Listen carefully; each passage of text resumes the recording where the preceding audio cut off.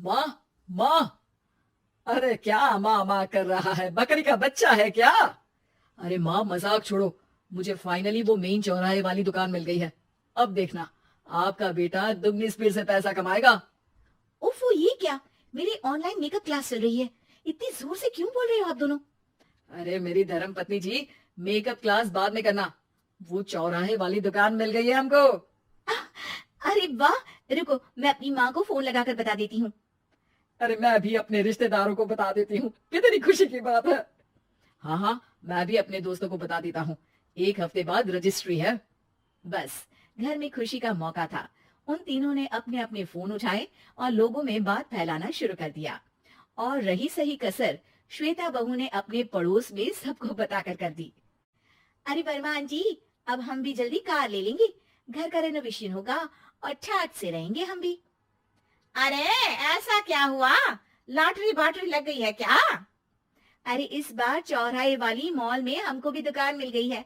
दुकान नंबर 21, जो एकदम चौराहे पर है। अब ग्राहक बढ़ेंगे तो आमदनी भी बढ़ेगी ही ना। अरे वाह, कितनी खुशी की बात है। मैं बहुत खुश हूँ तुम्हें इतना खुश देख के। बाकी एक बात कहूँ, सबको मत बताते फिरना। किसी की नजर लग जाएगी तो खुशी की खबर वापस लौट जाएगी। हैं? ऐसे थोड़ी ना होता है। अब डरा रही हो। अरे सही कह रही हूँ। काली नजर कहते हैं इस चीज को, जब आप किसी को कुछ बताओ और वो काम बिगड़ जाए। अरे लेकिन मैं तो। तुमने सबको बता दिया ना? हाँ, फोन लगा लगा के। अब बच के रहना। काली नजर बड़ी खतरनाक होती है। श्वेता इतनी खुश रहती है कि वो वर्मा आंटी की बात पर ध्यान ही नहीं देती, जबकि पड़ोस में और भी लोगों से खुशी की खबर शेयर करती रहती है। अगले दिन राजेश बहुत दुखी होकर घर आता है। अरे बेटा, क्या हुआ? मुंह क्यों सूजा हुआ है? मधुमक्खी ने काट लिया क्या? माँ, वो दुकान किसी और के पास चली गई। किसी ने ज्यादा भाव लगा दिया। अरे पर बात तो आपसे हुई थी ना उस दुकान वाले की। हाँ, आज मैं टोकन अमाउंट देने गया था, तब मुझे पता चला। कोई आकर सुबह मुझसे पहले ही ज्यादा अमाउंट दे गया। हम्म, काली नजर। क्या? क्या कहा? वर्मा आंटी ने समझाया था कि किसी को बताना मत, वरना काली नजर लग जाएगी। अच्छा, तुम्हें उनकी बात मान लेनी चाहिए थी। उनकी बात मान लेती, लेकिन उसके पहले ही सबको बता चुके थे ना हम तीनों। अरे अगली बार से ध्यान रखेंगे। कोई भी नई चीज होगी तो किसी को नहीं बताएंगे।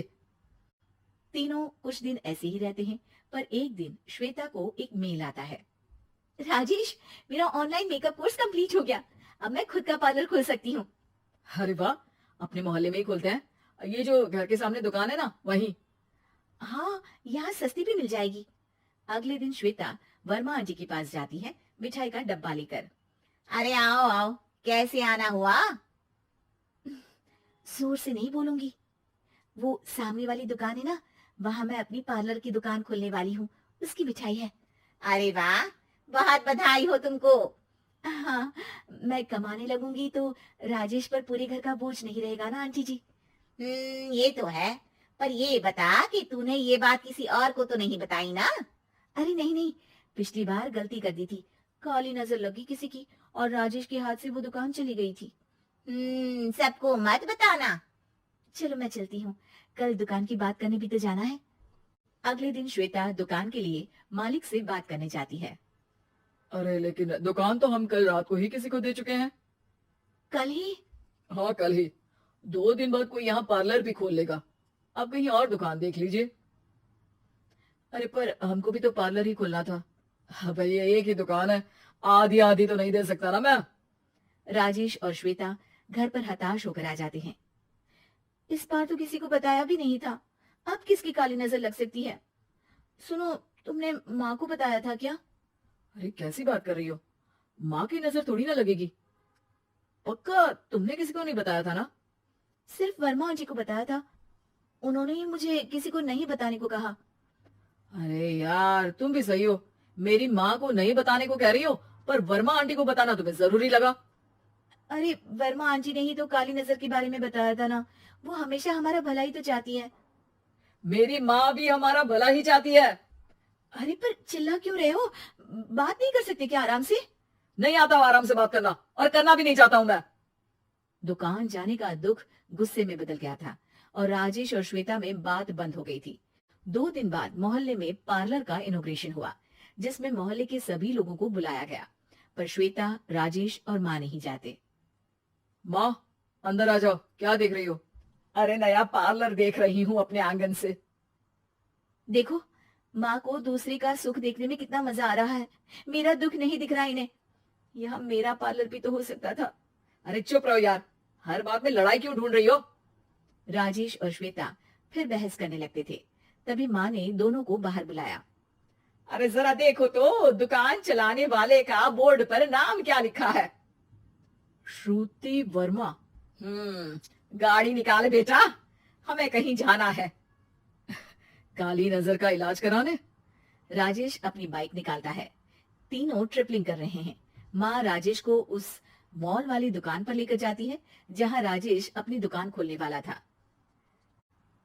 यही दुकान लेना चाहता था ना तू? हाँ, पर इनको भी दुखी करने लेकर आई हो क्या यहाँ पर दुकान दिखाकर? वहाँ काफी नहीं था? अरे श्वेता, थोड़ा सब्र रख, अभी पता चलेगा कि हम यहाँ क्यों आए हैं। बता, इस दुकान चलाने वाले का नाम क्या है?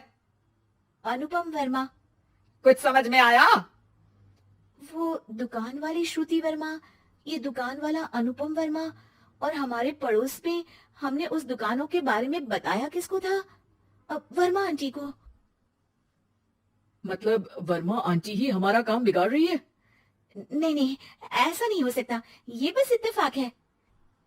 राजेश अपना फोन निकालता है और श्रुति वर्मा और अनुपम वर्मा के नाम फेसबुक पर सर्च करता है, जहां ये दोनों ही वर्मा आंटी के रिश्तेदार होते हैं। श्वेता को समझ में आ जाता है कि वर्मा आंटी की ही नजर काली नजर है। अब क्या करना है? कोई भी खुशी की खबर हो तो काली नजर से बचना है, यानी वर्मा आंटी से बचना है। अरे पर मुझे ये समझ में नहीं आया कि वो हमारे साथ ऐसा क्यों करेंगी। अरे बेटा, एक सीख है, दूर के आदमी को आपकी तरक्की से कम परेशानी होगी, पड़ोसी को ज्यादा। दोनों माँ की बात में हामी भरते हैं और अगला काम चुपचाप करने की कसम खाते हैं, ताकि आगे से वर्मा आंटी कोई काम ना बिगाड़ सके।